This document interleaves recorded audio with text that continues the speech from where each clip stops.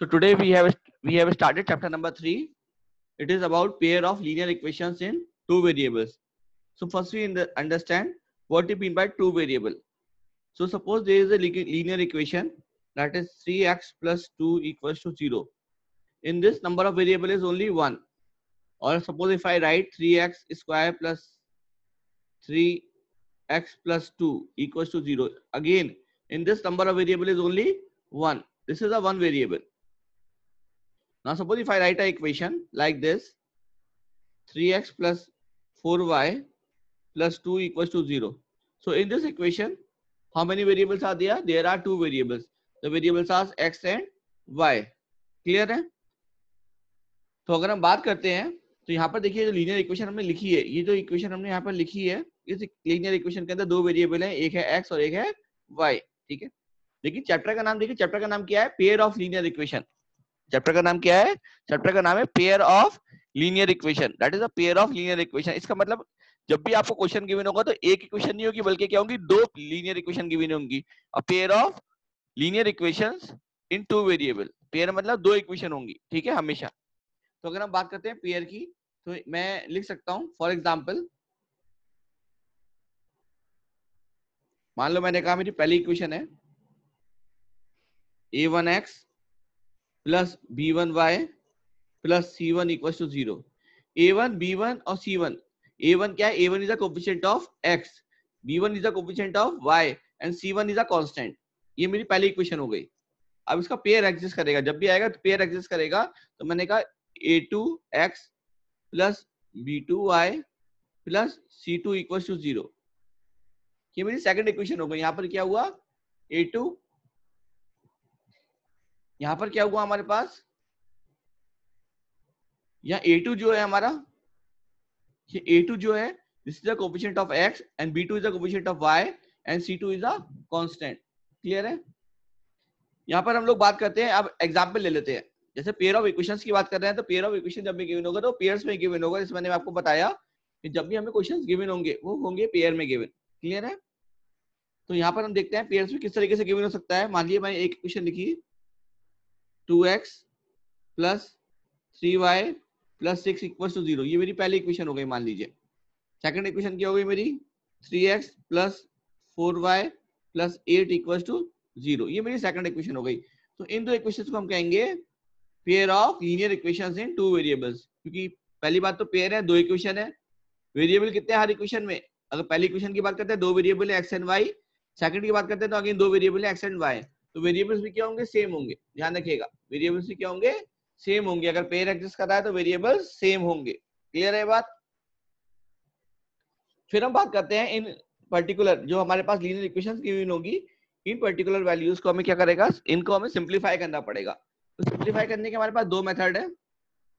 Pair of linear equations in two variables को simplify करने के हमारे पास दो मेथड है. एक है हमारे पास ग्राफिकल मेथड और एक है हमारे पास अलजेब्रिक मेथड. एक है हमारे पास ग्राफिकल मेथड और एक है हमारे पास अलजेब्रिक मेथड. पहले हम बात करते हैं ग्राफिकल मेथड की. पहले हम बात करते हैं ग्राफिकल मेथड की.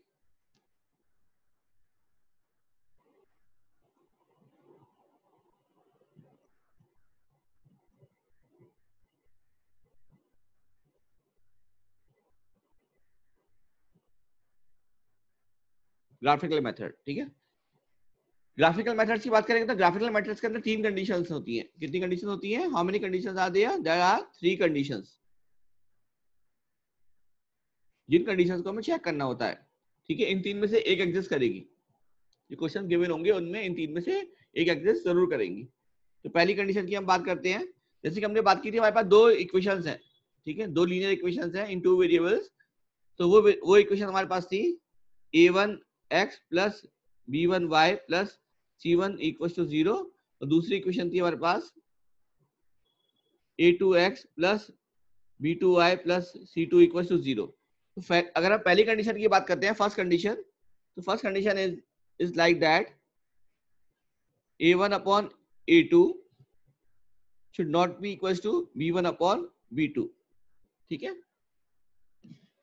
तो पहली कंडीशन क्या कहते हैं कि फर्स्ट कंडीशन क्या है? अगर ऐसी कंडीशन अराइज करती है कि इक्वेशन गिवन है और ऐसी कंडीशन अराइज कर रही है कि a1 upon a2 is not equal to b1 upon b2। Example ले लेते हैं। मान लीजिए एक इक्वेशन है मेरे पास 2x plus 3y plus 4 equal to 0। दूसरी इक्वेशन है 3x plus 4y plus 9 equal to 0। यहाँ पर a1 अपॉन a2 फाइंड करिए। a1 अपॉन a2 क्या हुआ 2 अपॉन 3। चेक करिए कि क्या नॉट इक्वल्स टू है किसका b1 upon b2। b1 upon b2 क्या है b1 upon b2 it is 3 upon 4। ठीक है, तो यहाँ पर देखिए दोनों नॉट इक्वल है। क्या है, अगर a1 upon a2 not equal to b1 upon b2 आता है, इसका मतलब क्या है it means that both lines will intersect each other। इसका मतलब है कि both lines will intersect each other। ठीक है, कि दोनों लाइन इंटरसेक्ट करेंगे एक दूसरे को। क्लियर है, तो इससे तीन कंडीशन अराइज होती है। पहली है कि जब when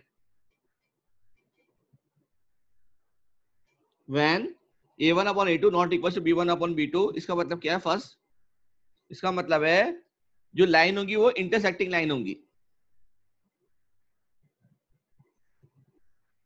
इंटरसेक्टिंग, ये जो दो लाइंस होंगी जब हम इसका ग्राफ बनाएंगे तो दोनों लाइंस होगी इंटरसेक्ट करेंगी। क्या करेंगी, इंटरसेक्ट करेंगी किसी न किसी पॉइंट पर।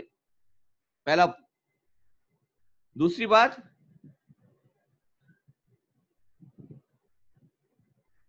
कितने यूनिक सॉल्यूशन होंगे इसका, ओनली वन यूनिक सॉल्यूशन। कितना होगा, ओनली वन। जिस पॉइंट पर ये इंटरसेक्ट करेंगे यही क्या कहलाएगा आपका वन यूनिक सॉल्यूशन होगा इसका, इस टाइप की पर्टिकुलर लाइंस का। और तीसरा, क्योंकि सॉल्यूशन एग्जिस्ट कर रहा है तो इसलिए हम कहेंगे कंसिस्टेंट है। क्या है,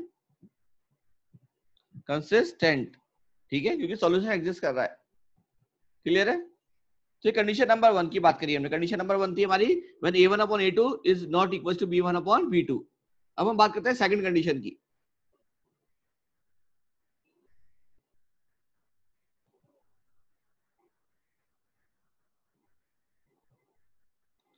सेकंड कंडीशन इज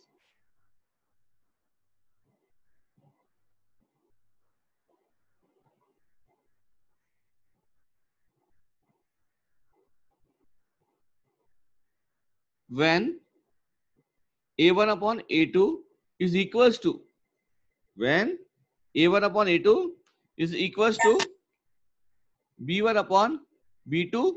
तो हम कंपेयर करेंगे किसे, इसे कंपेयर करेंगे c1 अपॉन c2 से कंपेयर करेंगे।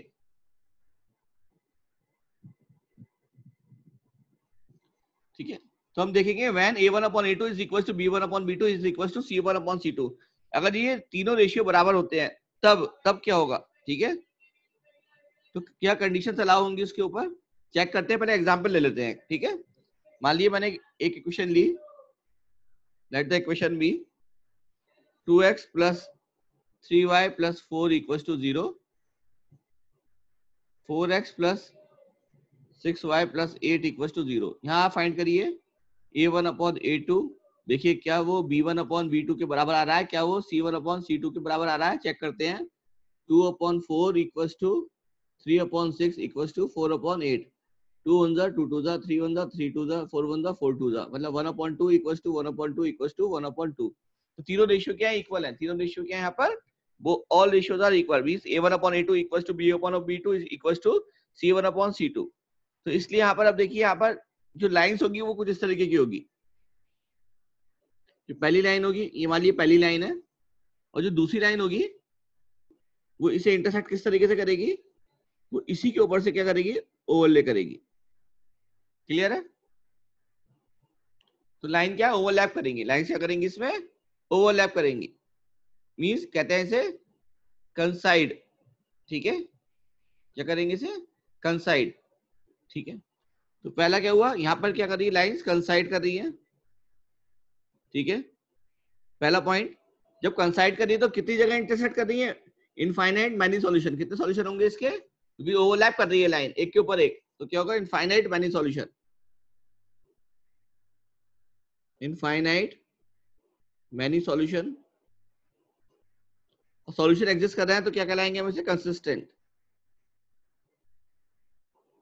इसलिए क्या होगा? कंसिस्टेंट, जहां में सॉल्यूशंस मिल रहे हैं। क्लियर है? ये सेकंड कंडीशन है कि when a1 upon a2 equals to b1 upon b2 equals to c upon c2. This is your second condition, this is your second condition. अब हम बात करते हैं तीसरी कंडीशन की। थर्ड कंडीशन क्या होगी? हम क्वेश्चंस करेंगे, ये और क्लियर होगा जब हम ग्राफ के बेस क्वेश्चंस करेंगे एक्सरसाइज नंबर 3.1 में।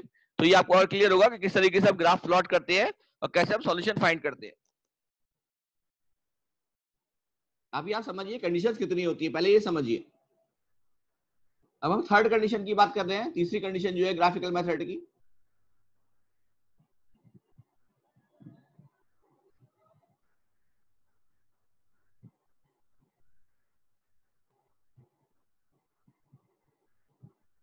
Third condition is when a1 upon a2 equals to b1 upon b2 is not equals to c1 upon c2.